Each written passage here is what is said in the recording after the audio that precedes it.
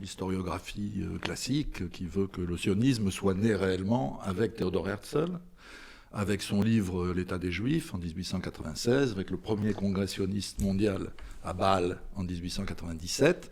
Sionisme, ça vient du mot Tzion en hébreu qui veut dire Sion.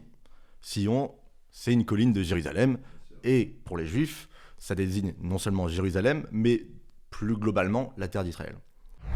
Bon, d'accord, alors là j'ai une référence historique, une référence géographique et je ne vois pas vraiment le lien entre les deux. C'est clair, en plus je vois pas ce que le mot Sion a à voir avec un congrès à Bâle vieux de plus d'1 siècle. D'autant que la Suisse, Jérusalem, c'est pas vraiment à côté quoi. Bon, si c'est pas très clair, tu sais ce qu'il nous reste à faire. Bon, il faut revoir les bases.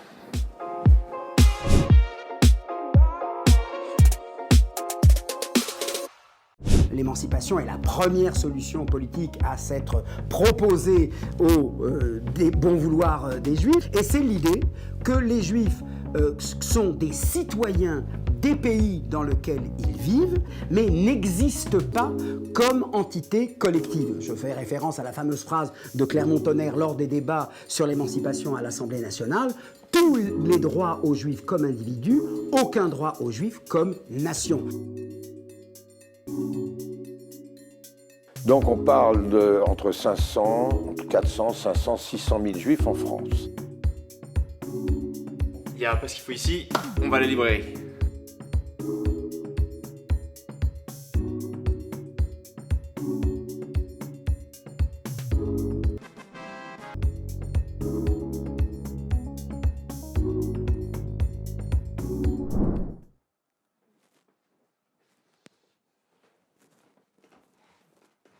Bon, je crois que j'ai les bases, je vous explique.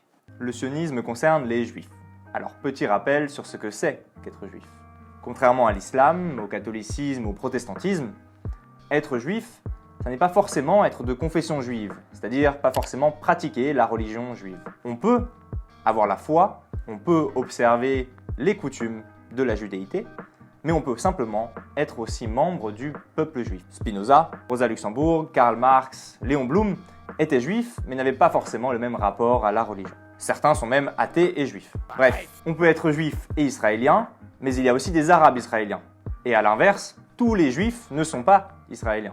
Les juifs sont un peuple qui existe depuis plus de 2 millénaires, dont la foi et la culture sont basées sur la conviction d'être le peuple élu de Dieu et qui attendent un Messie. C'est un peuple qui s'est disséminé sur tout le pourtour de la Méditerranée, et puis même au 19e siècle jusqu'en Russie et aux États-Unis. Aujourd'hui, il y a environ 15 millions de juifs dans le monde, dont la moitié en Israël et un demi-million en France. Alors revenons-en au sionisme. Une petite définition. Le sionisme, c'est une idéologie et un mouvement politique qui sont nés en Europe à la fin du 19e siècle. Son objectif est le regroupement des juifs en nations, c'est-à-dire en un corps politique qui a pour objectif la création d'un État souverain en terre d'Israël. Le nom sionisme vient de Nathan Birnbaum, un juif allemand, qui le forge en 1890. Ism renvoie à l'idée, et Sion renvoie à la terre d'Israël, c'est un autre nom de Jérusalem lorsqu'elle est vue par l'extérieur. Et c'est en effet depuis l'extérieur, depuis l'Europe plus précisément, qu'Israël a été considéré par le père fondateur du sionisme, Theodor Herzl, qui a organisé en 1897 à Bâle le premier congrès sioniste. Je reviens à Herzl dans une minute, mais d'abord, pourquoi fait-il ça? Le sionisme est une réponse à ce qu'on appelle la question juive, c'est-à-dire l'aptitude des juifs à s'intégrer sur les territoires et dans les populations dans lesquelles ils se trouvent. À travers l'histoire, il y a 3 solutions à cette question juive qui sont envisagées. D'abord, l'émancipation. C'est ce qui se passe en France à partir de 1791. La Révolution émancipe les juifs, c'est-à-dire qu'ils ont accès à tous les droits des citoyens, mais pratiquent leur religion en privé. La deuxième solution envisagée, c'est une révolution. C'est ce qui est envisagé en Russie à cause des pogroms. Et la troisième solution, c'est le regroupement des juifs sur un même territoire. Et c'est ce que porte et demande le sionisme. Comme promis, je reviens à Herzl. Theodor Herzl est un journaliste juif viennois né en 1860. Il quitte Vienne alors que le maire de Vienne, Karl Luber, est antisémite et se rend à Paris. Mais à Paris, il assiste à l'affaire Dreyfus. Vous savez, ce scandale d'État dans lequel un capitaine de l'armée française est dégradé et humilié parce qu'on l'accuse à tort de trahison en faveur des Allemands. En réalité, Dreyfus est accusé parce qu'il est juif et parce qu'il est alsacien, et je ne dis pas ça parce que je suis strasbourgeois. Dreyfus sera réhabilité grâce au travail notamment d'Émile Zola en 1906, mais à ce moment-là, Theodor Herzl sera déjà mort depuis 2 ans. Bref, Ces événements convainquent Herzl de la nécessité objective de la création d'un État juif. C'est pour cela qu'il publie en 1896 un texte intitulé « L'État des Juifs ». C'est un livre politique qui justifie la création de cet État par la détresse des Juifs, l'antisémitisme et les tentatives d'intégration en vain des Juifs dans les pays dans lesquels ils se trouvent. Herzl y présente un plan très clair dans l'exécution, la création de cet État, du genre « donnez-nous la terre et on gère ». Je s'occupe du tout, tu s'occupes de rien.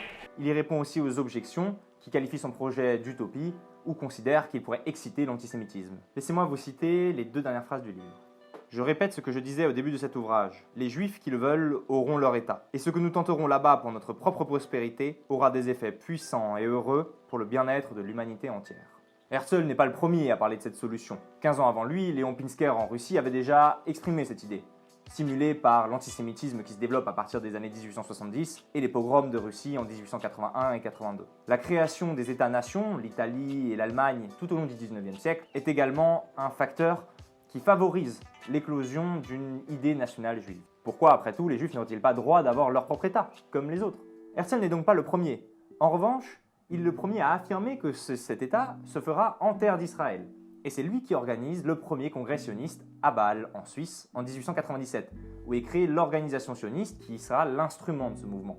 Fun fact numéro 1, une ville en Israël s'appelle Herzliya en son honneur, et elle est jumelée avec Toulon. Bien sûr, ce livre et ses idées ne sont pas décisives tout de suite. À l'époque, il commence à peine à y avoir une immigration juive vers la Palestine, mais elle est très faible, elle représente 2-3% de l'immigration. Et la population de Palestine est toujours à très grande majorité arabe. Puis au début du XXe siècle, plusieurs événements majeurs marquent des étapes dans la concrétisation de cet idéal. D'abord la déclaration Balfour en 1917, qui affirme que le gouvernement britannique envisage favorablement la création d'un foyer national juif en Palestine. Et puis la Shoah, qui affecte l'histoire de tous les Juifs, puisque 6 millions d'entre eux ont été assassinés. La révélation de la tragédie de la Shoah crée un terrain d'accueil favorable à l'idée selon laquelle un État juif serait nécessaire pour éviter que cela ne se reproduise. Il aura fallu que s'écoulent 5 décennies depuis la parution du livre d'Herzl, jusqu'à ce que l'État d'Israël voit le jour en 1948 avec l'appui de l'Organisation des Nations Unies.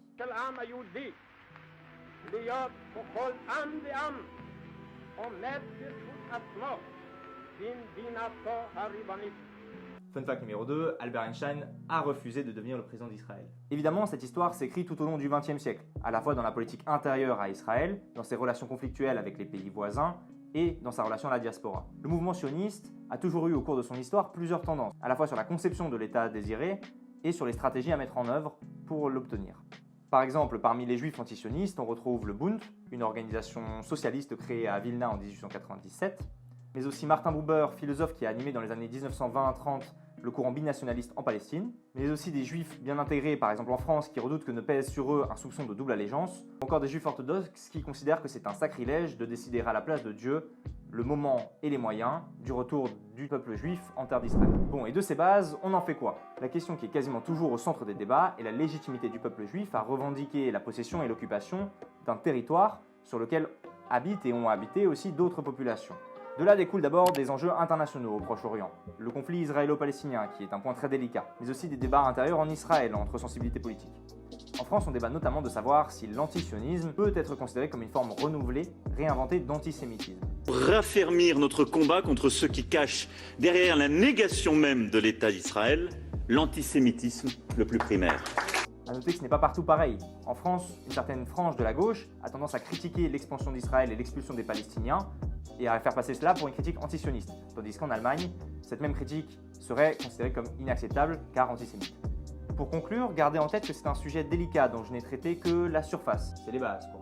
Il y a plein de sources en biblio juste après, et pour vous forger une opinion, abonnez-vous à la chaîne du Crayon et regardez le débat qu'on a fait sur le sujet.